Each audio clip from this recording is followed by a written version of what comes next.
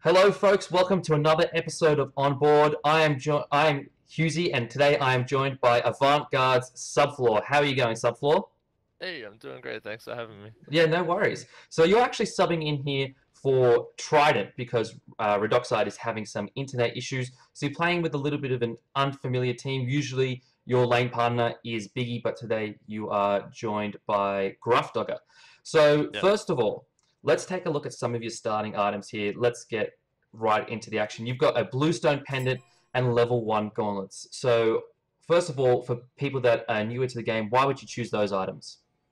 So these are starter items in the game are currently very strong. And, with the mana nerf on Death's Toll, and as well as the duo lane not receiving a blue buff, Bluestone is pretty much essential to the early game ADC in that it allows them to keep up with their clear. And the starting with the gauntlets is basically just because you want to be getting your stacking item to Varus gloves online as soon as possible.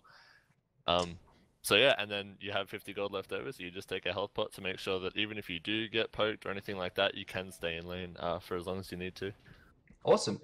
So now you guys are here starting at the damage camp. This is pretty much the standard start for the duo lane and the mid lane. I noticed you were up by the mid camp. Were you just trying to spot out an invade or something like that? Yeah, no, it's just the habit I've been getting into. We've been seeing a lot of things like Denial and stuff in NA who like to just five-man group and sort of roam around the map, and a lot of them tend to run through the mid section. So if you can just sit under the mid tower, it immediately removes you out of the harm's way, basically, because you're under a tower, and at the same time you can catch them if they try and pull any tricks. Awesome. So now you've picked up the attack speed buff here. What does that do for you as a carry? Uh, uh, it does quite a lot actually. It's sort of well, in the early game, I think it gives like 12 physical power, which obviously, I mean, in lane, your in hands are sort of level 2, level 3. You'll notice a significant damage spike, but then late game it scales really well because it has like a significant attack speed buff as well. So unlike the blue buff of the past season, it's sort of relevant all the way through, and you definitely can't fight in lane if the enemy ADC has it and you don't. It makes a big difference, yeah. Awesome. All right, so you've gone for your Heart Bomb and your Flutter as your two starting abilities, and you've just leveled up the Heart Bomb again. Why would you do? Why would you choose the Flutter rather than something like the Hearts, which give you healing? Well, because I start with a health pot obviously, and in this current meta, generally the supports start with several of each pot, so you're never really gonna be in too much trouble in terms of like needing a heal, and at the same time the flutter, rather than having a heal with heart bomb, taking the flutter, you just avoid the damage outright. So yeah, I generally wouldn't take hearts unless we were like really severely pushed or we'd gotten Sylvanas plucked or something like that. Yeah. All right, cool. So you're pushing the minions under the enemy tower at the moment. For those that don't know, what does that do, having minions aggressed against a tower? So it does a few things. First of all, obviously, it's get a bit of tower damage off, meaning later in the game it takes less time for you to take the enemy tower down. But for every minion that gets hit by a tower shot, the enemy team won't receive the gold for that. So basically, you're putting them behind because you're getting the gold from minions while they aren't. Which means obviously you get through your items quicker and you end up doing more damage earlier. Awesome. So bit of a denial strategy there. Yeah. It's definitely helpful in the early game, and that's why yeah, picking an aggressive lane is quite helpful, just because it gives you a lot more breathing room and forces the enemy duo lane into a lot of tough situations. Awesome. So you're playing with a different team this match. You've got Gruffdogger as your support rather than Biggie. How important is the synergy between the carry and the support? I'd say it's very important. Not so much. Some people would say, it's for setting up ganks and that sort of thing. I would say that's less so the case. But there are a lot of different support styles, and I know Biggie really like trusts me in lane, and he's not worried about me dying that often. So that sort of frees him up to camp sort of the mid and solo lanes. And knowing that Biggie is my support, I can expect that or anything like that too quickly if I get ganked. Whereas I know Gruffdogger likes to ward the duo side a lot, and I know he likes to come back to the lane a bit more, which means there's a lot more kill potential. So I mean, it basically depends on who your support is for whether or not you're trying to run sort of a safe farm lane or more of a kill aggression lane. Awesome. So you dropped out a little bit before when you were talking about, just after you talked about how Biggie likes to leave you alone in lane, like he trusts you in lane. Could you just repeat what you said there? Oh yeah, so basically he trusts me in lane, which means he gets to put a lot more focus on the mid and solo lanes, and sort of contend the objectives like the mid camps and enemy buffs over there. So basically it means that yeah, when he's my support, I'm more alone in the duo lane, put it that way. Yeah. He gives more focus to the other team, which not all supports will do. All right, so you're backing here. I imagine you're looking to go after your gauntlets now. And yes, you have picked those up. How do you immediately back once you've got those? Once you've got your gauntlets, or do you hang around a bit and get some more push in the lane? To be honest, it's just a matter of efficiency. Generally, I like to back right before the purple buff comes up, because if you take the purple buff and then back, you pretty much waste like 20 to 30 seconds of its time. But it doesn't matter too much when you back. Ideally, you don't want to back when there is a wave there, but Yeah. yeah, you don't want to be stacking significantly later, put it that way. Yeah. Earlier the better, yeah. Yeah, definitely. So you can see Just Rogue is going back now. When you're free in lane, how aware are you of how far you're pushed up? I generally, try and keep a strong eye on it. Well, as you can see, when I backed, I bought a ward, which is obviously very important in sort of allowing my aggression. But at the same time, you rely on your mid laner and your jungle to be warding just as much as you are yourself. So yeah, there's a lot of aggression coming out here, and we saw that the Shubalanke was forced out, hence we tried to go on his purple here, which kind of backfired. We forced the Hog out of the Guan Yu, and then the Gruff Dogger was killed. But for all intents, that was a smart play. We just didn't really know when to cut it off there. Yeah. Yeah. And Which is sort of just a matter of being on a different team, yeah. Yeah, and essentially that you also did enough damage to the Thor, to Funke, to force the to set up the kill for Divine. And you're actually staying in lane now when you're quite low. How do you make the call to stay in when you're that low? Well, I actually made a misplay here because I did not calculate. I wasn't aware that the Circuit ult would give immunity frames to the Shubalanke for my Heart Bomb, but pretty much I saw that the Circuit was rotating, and I figured, well, she has the stun, and she has the taunt, sorry, and she has her ult, so I should be pretty safe. Plus, I think I had my dash at the time as well. So yeah, a little bit of a misplay on, even I don't know the mechanics 100%, but yeah, for the most part, I should have been safe there, apart from that tiny little misplay at the end, yeah.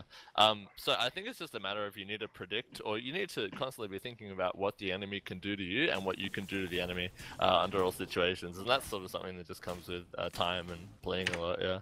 Okay, cool. So we can see your next item you're going into is going to be boots. I imagine that'll be going into the Ninja Turbo for some attack speed, and you've also bought level 1 beads. So once again, for those that are newer to the game, can you explain what beads do? So beads generally just cleanses all forms of CC. In the later tiers of it, it also reduces the cooldown on your abilities. But yeah, for the most part, it just cleanses any sort of crowd control. Things like stuns, pulls, taunts, etc. Awesome. All right. So as we come back into lane, you're actually a little bit behind in terms of kills and gold and XP. Not XP, sorry. You're ahead in XP compared to Just Rogue.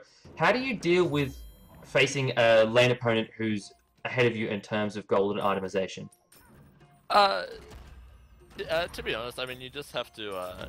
At this stage in the game, you'll pretty much always be clearing the wave either way. Unless they're ridiculously ahead, they can deny you. But for the most part, it just means that you just don't look for fights, that sort of thing. But I generally do like to look for fights even when I'm a bit behind. Yeah. And one thing to keep in mind is you can also play extra aggressive on Cupid, as you will probably see me do along here, because the hearts can heal you for like 400. So pretty much if you get out traded when you're boxing the enemy ADC, you'll make that all back anyway.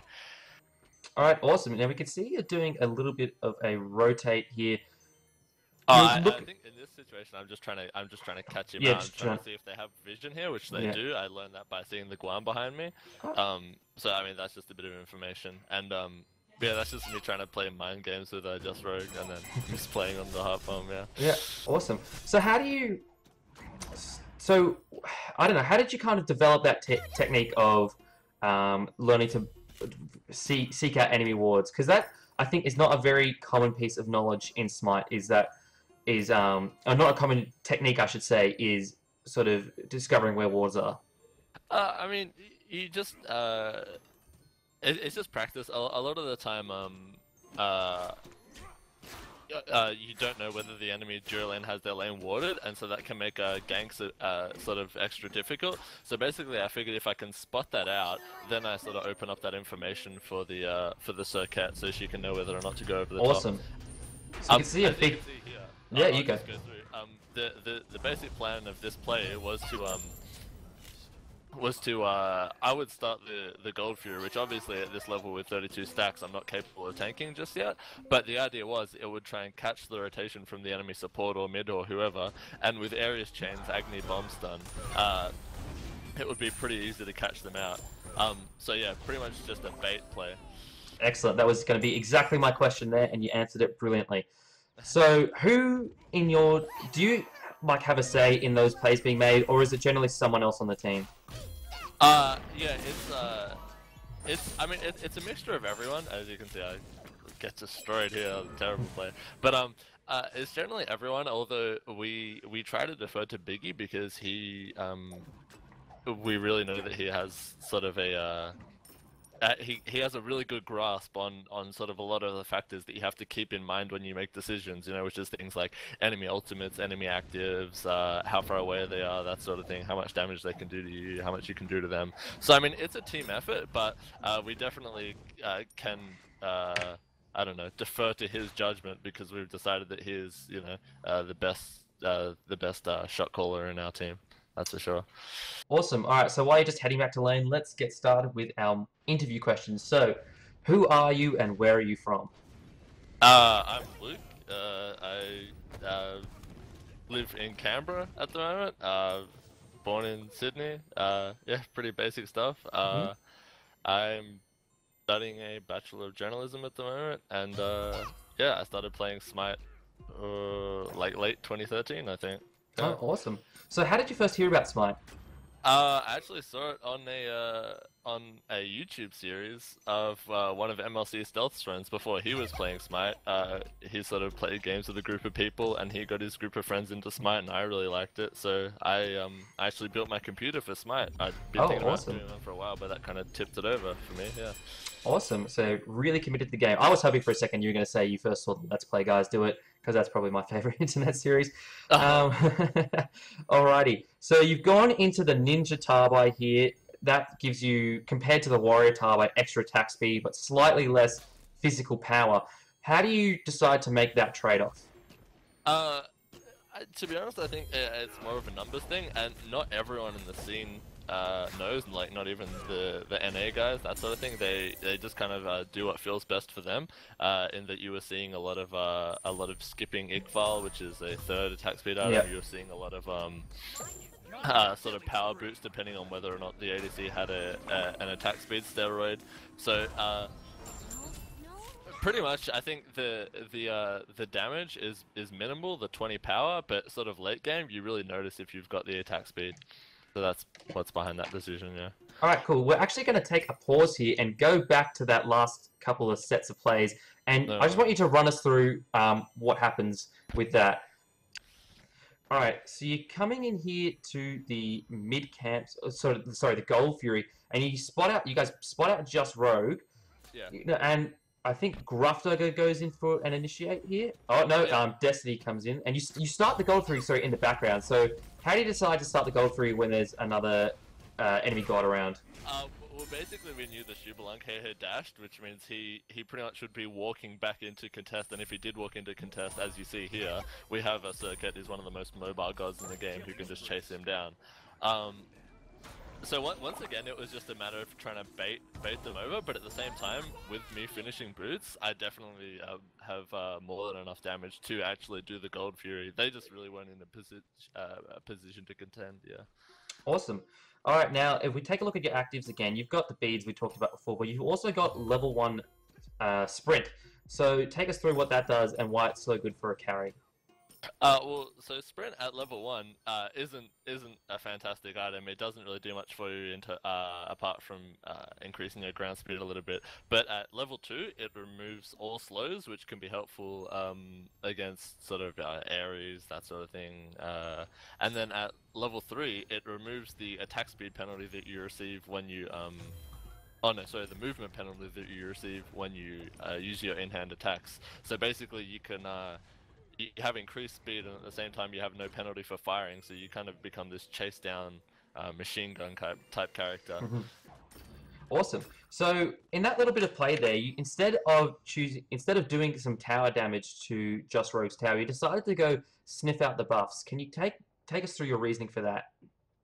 So basically, the tower, getting the enemy's tower sort of in lane really isn't in the duo lane anyway. It's not sort of your end goal because that's always going to be there, and at the same time, you can always come back to it grouped up with your team and just shove it down together. But what's more important is taking away their buffs, taking away their farm, because if you can take away their farm and build the lead, then it's much easier for you to group up and take the tower. So it's just a matter of contesting the farm where I don't Yeah. really know how to say it, but yeah, basically the tower's always going to be there, whereas the buff's only going to be there for a limited time if it is there. Yeah. Awesome. All right, so now your third item you've built here is Ichabod, and this item has really come into popularity in Season 2. Take us through what that does. So the Igfall is primarily a boxing item. It's very helpful in lane in that it gives you 30% attack speed, which is a significant DPS increase, but at the same time it has a passive where for every hit you get on the enemy, it reduces their power by 10 and it increases your power by 10, giving you sort of 30 power, or you can see it as a 60 power swing in that you have 30 more and they have 30 less. So it's a big deal, and it's been debated a lot of the time whether or not it's actually relevant, and people are still sort of making their decisions on that, but it's looking more and more like it's too good of a power spike to pass up, if you will. Yep, so just going back a little bit on what you said there, explain for some of the newer viewers what boxing is. Oh, okay. So boxing is basically just fighting each other in lane, sort of rather than team fighting. It's just you sort of seeing who's the best, who's got the more accurate hand, basically, who can shoot each other better. Yeah. And that's sort of a style of play that's highly popularized by sort of people like Zapman and stuff who likes to make these big plays in ranked. But as you can see, sort of with the results of Team Eager, the aggression in lane style seems to be less and less favored. The boxing in lane seems to be less and less favored for just more of a safe approach, so that you can be prepared for team fights. But seeing as we're not playing at the top level of NA, I have no problem with just trying to box the other ADC. Sure. So at this stage, how much attention are you paying to your lane opponent's build?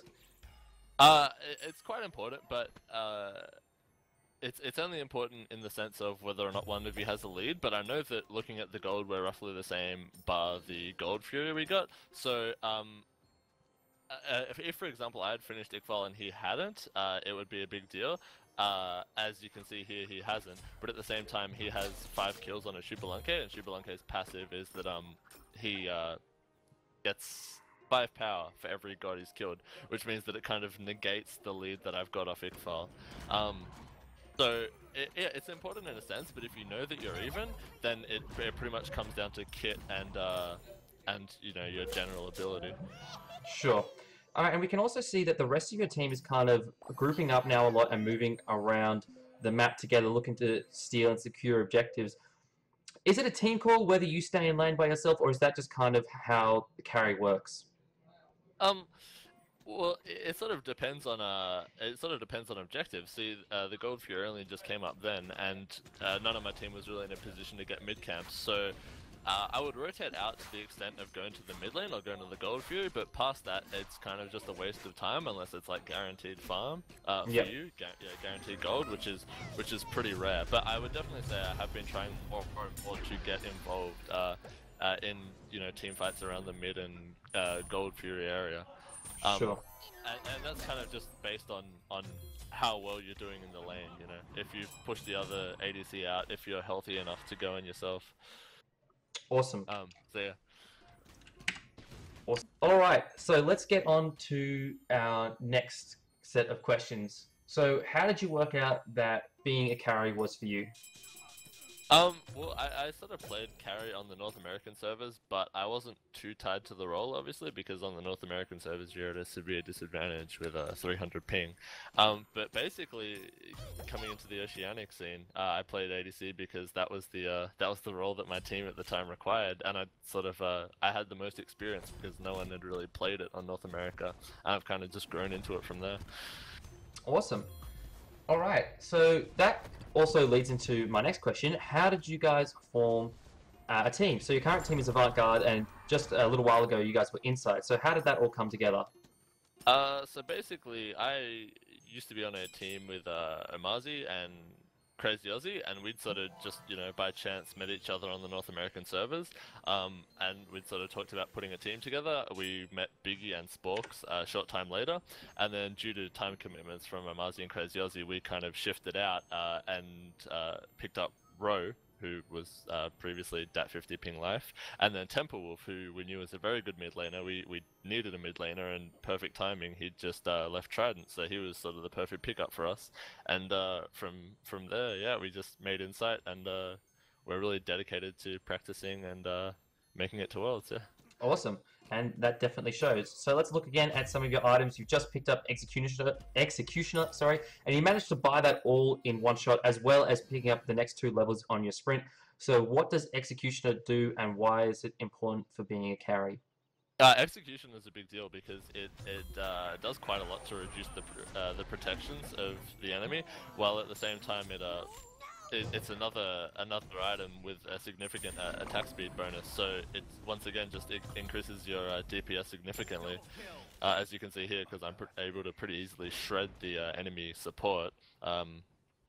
Yeah, because I have that protection stripping of Executioner. Awesome, and we also saw you there chase down a Scylla who had popped her armor monster. Generally, you're running away from that kind of a Scylla, but in that teamfight situation, it worked very well. Yeah, she definitely got poked out, and I knew I could live one even if she did hit me, so it was sort of a no-brainer there. Yeah. All right, you guys are just kind of taking down top notch here under tower. Fonke's come in with his Berserker barrage, and you guys managed to take it down before he can even get up in the air. Yeah, possibly a bit of a misplay by him. He didn't respect the damage that we had available, and didn't think that we could blow him out that quickly. But yeah, with what's that, a 7k lead now, we definitely have the potential to do that. Yeah. Yeah, awesome. Alrighty, let's go on to some more interview questions while you're heading back to your lane now. So, who's your best mate on the team? Oh, I mean, we all get along really well, but I'd have to say it's probably Biggie, just for that duo lane synergy. Yeah. It's quite common for us to queue together just to run different lanes and that sort of thing, and yeah, just work on our how we play together. So I'd say it'd have to be Biggie. Yeah. Awesome. That's what we like to hear. Alrighty, picking up the purple buff again. Next question: how do you guys see yourselves going in the Pro League once it hits Oceania? I see us doing pretty well, if I'm honest. I think we should easily contend a top 2 spot, quite possibly the top spot. But yeah, we'll wait and see. Obviously, there are still some roster changes being made in other teams at the moment, so they could definitely crop up. But at the moment, I don't think we could be in a better position than we are now. Excellent. All right, if we take a look at your next item, I believe that's a short blade, which gives you some physical power and crit. What are you looking to build it into there? Definitely looking to build it into Rage there. Pretty much the 2 options for Hunters are Rage and Deathbringer, and more recently Malice. Those are sort of the 2 or 3 main crit options. But yeah, it's pretty much always going to be Rage. The damage increase for Rage over rushing straight Deathbringer is too good to pass up, basically, because of the passive. Which pretty much guarantees you getting a crit every couple of shots, combined with the fact that my attack speed is over 2 attacks a second, means that Rage is just by far and away the best damage option for me here. Alright, so take us through what's happening at the moment. Well, as you can see, once again, Silicon has fallen for me baiting the Gold Fury, where they really can't afford to contest here, being so far down. But I'm starting the Gold Fury, and so they come up to contest, and then it's just Ares Agni Bomb Stun again. Alright, awesome. And you use your Fields Alive. They managed to steal it there, but you get a kill on Freemason. You get a double kill, actually. Yeah, I keep going.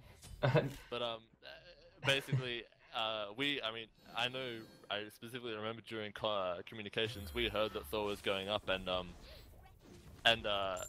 with such a big lead at this point, we're sort of not too afraid to keep pushing it and just wear the Thor. Or I knew I had purification beads, and in the end, I didn't even need to use it.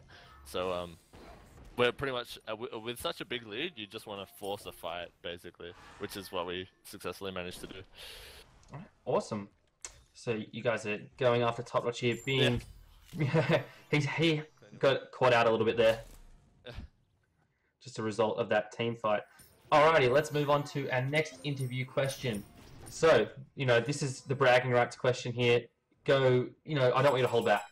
Yeah. Are you going to be the team that represents Oceania at Worlds?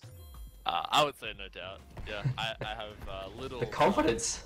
Yeah, there's little doubt in my mind, especially with our recent pickup by Avant. They've already shown that they're 100% committed to giving us everything that we need to put up a fight at Worlds, and at this point it sort of seems like making it out of the Australian scene is almost a no-brainer. Yeah. Awesome.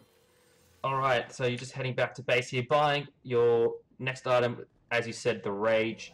Gonna give you a lot of crit damage. Okay, next question. In the next patch, we know we're going to see Medusa, another hunter. How excited are you about her? I'm excited. Primarily because I think she does far too much damage at the moment. The damage over time effect on her one seems to be quite ridiculous. But at the same time, I've seen a few people sort of suggest that she may not be a hunter. She may be better suited to something like the solo lane, and I definitely think that's a possibility. So I'm excited at the moment, but similar to Bellona, I'll sort of temper my excitement, if you will, until she receives her inevitable nerfs, because you only like to play the gods that do the most damage. Yeah. I think that's pretty interesting as well, because we see a lot of gods from other roles being played in different roles. So, for example, as you see, Top-Notch is playing Hades as a solo laner, although he's traditionally classified as a guardian. But you don't see that from any hunters, really. You don't see hunters being played in other roles. So it'd be good to see that diversity coming into the Smite god pool. So we definitely saw a lot of variation in the hunter role in Season 1, but that was primarily because the blue buff was available, which meant you could put mages such as Vulcan, Poseidon, Freya, all into that role. But I mean, the idea of the ADC is consistent damage, which obviously not everyone provides, and few mages provide as well. And unless there are like sort of significant changes to the sustain in lane, I'm not sure that you will see too much variation outside of ADCs, because Bluestone Pendant is just so good, and ADCs are so good on the whole. Yep. I meant more though that you don't really see hunters being played in other roles. Oh no, sorry about that. No. Your answer was very good and informative about the carry role as well, though. So happy accident.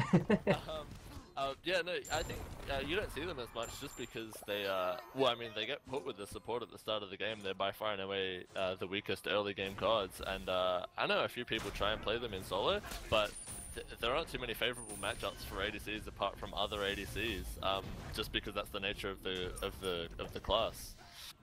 Awesome. Alright, you guys are just taking down the Silicon's Phoenix is now looking to secure the win handily rather than going in for a base race Titan dive kind of situation. So what's the thinking here at this end game point? Like, you don't want to let them get stay in the game, but at the same time you don't want to give up too many kills going for the Titan. Yeah, I mean, you just sort of got to play it by ear, and what we were trying to do here was just let Grafdog be in the front lines and be a nuisance with his Ares chains and such, while we slowly chipped away at the Phoenix. So we're definitely in no rush to overcommit there, because even if it takes us several waves, like, we still have Fire Giant for a decent amount of time. So no rush, just, you know, whittle the Phoenix down, if you will. Yeah, awesome. All right, and then that is it there. That is game, set, and match to you guys from, I guess, sort of a combination of Trident and you from Avant, but very well played by you, and I'm sure that's very helpful for many aspiring carries there. All right, Yeah, I hope so. last thing, we're going to finish up our interview questions. So, No worries. what role needs a new god? Um, it's sort of difficult to say. I mean, I'd say probably jungle. I mean, my gut wants me to say ADC, but with recently receiving HughZ and now getting Medusa, I'd say jungle. Just because, well, as we know, there's like a lot of mages, and there's a fair few guardians, and the solo lane kind of you can play anything. So, process of elimination there. It just seems like jungle is kind of you have like a couple top picks, and then the rest is just sort of all mediocre. And I reckon it could definitely do with a bit more of a shake up. Awesome. All right, next question. Who is your favorite god to play and why? Now, this doesn't have to be a carry. This can be any god. Oh, it's sort of difficult, to be honest, because generally you just like to play what's good at the moment. I do play a lot though, and I would probably have to say Neith, just because she was my first god, and I always seem to do okay with her, even though she's not the best. Yeah, I just like her because I know she's the one I feel most comfortable on, and I still think her ultimate's really good. Yeah, awesome. All right. If you couldn't play carry, what would the role you would be? What role would you most like to play other than carry? I'd probably play mid lane, just because I think it has a big effect on the team overall, and I like to feel like I'm making a difference. And just because it's sort of it's a fun challenge in that you have a lot of things going on. You have to be aware of the mid laner in front of you. You have to be aware of ganks from either side.